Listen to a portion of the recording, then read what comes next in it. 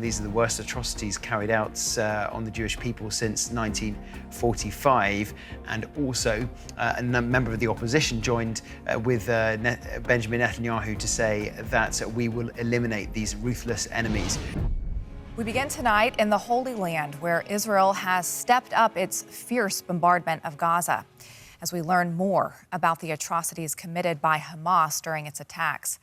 Israeli officials say that gunmen went house to house in Israeli villages, massacring women, children, the elderly, and even small babies.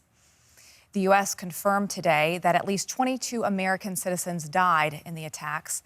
Also today, Israel fired shells into Lebanon in response to rocket attacks on Israel's north by the Hezbollah terror group. And in Tel Aviv, Israel's leaders have set politics aside and formed a wartime unity government under Prime Minister Benjamin Netanyahu. We're joined now by correspondent Ross Cullen, who is in Tel Aviv for us. Ross, it's good to see you. How would this new unity government lead to a more effective war strategy? Well, Lindsay, this is a war cabinet, a national unity government. They've put aside party politics, partisan politics, and come together in the national interests. Opposition leaders working with the government, with Prime Minister Benjamin Netanyahu. And on Wednesday, they did hold a joint news conference. Different people now in this unity government speaking with the Prime Minister, saying that every member of Hamas is a dead man. He said, we are going to crush and destroy Hamas the way that the world crushed and destroyed Daesh, the so-called Islamic State. We also did hear from the defense minister, who was saying these are the worst atrocities carried out on the Jewish people since 1945. And also a member of the opposition joined with Benjamin Netanyahu to say that we will eliminate these ruthless enemies. And one of the top priorities for this new national unity government will be to see if they can come up with a strategy for what is possible, this ground assault, which could well take place, an incursion into Gaza in the coming hours or days. Unknown yet if that is going to be given the full green light, but that will certainly be one of the main things to be discussed, because this new war cabinet and national unity government is putting aside all other government business for the time being and just focusing on their war strategy. So we see that Israel is shelling Lebanon in the north. Are we starting to see signs of a widening conflict?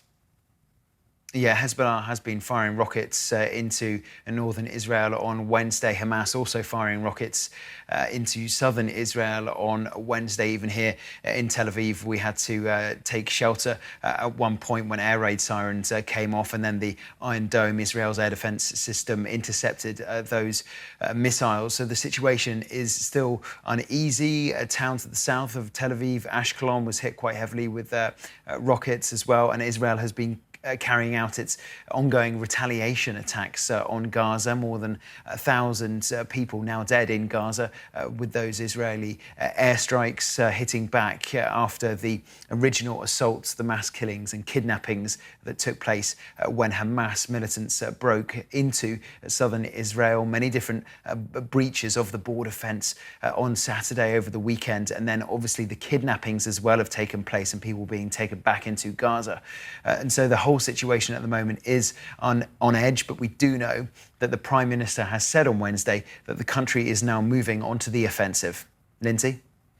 Ross Cullen for us in Tel Aviv tonight. Thank you. Stay safe. And Joe, now over to you. Beyond the frontline chaos of the current battle, members of our TBN family are experiencing the same conditions of all Israelis. Employees like Yair Pinto are sheltering and defending their families near our TBN offices in Jerusalem. A state of circumstances he never imagined being a part of, but now worries for his daughters.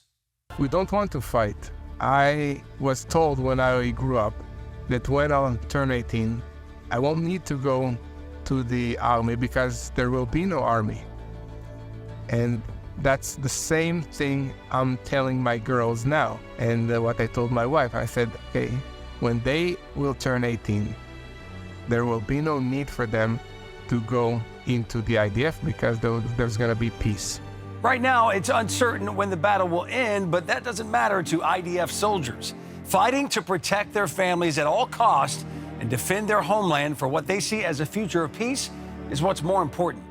Beyond the numbers and the reports that you hear on Israel carrying successful attacks against the Gaza Strip and us having a very powerful air force and army, the essence behind the IDF, Israel's defense forces, is the people.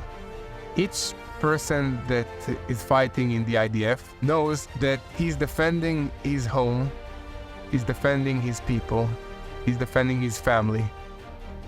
And that really gives you strength to come here and leave your wife and kids and friends and parents back at home and wear a uniform for an unknown limit of time.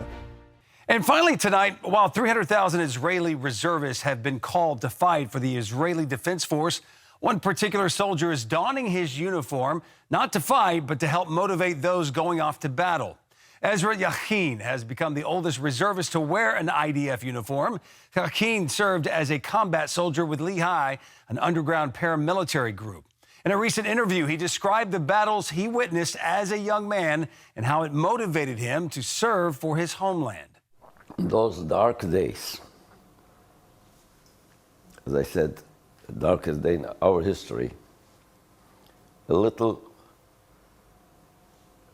fire was lit. For his efforts, Yachin is being celebrated as a hero. According to Israeli media, his message is, quote, "Don't give up, not even now," end quote. Oh, and one more thing. Ezra Yachin is 95 years old. Yes, 95. Ezra, I hope you know you have support from around the world.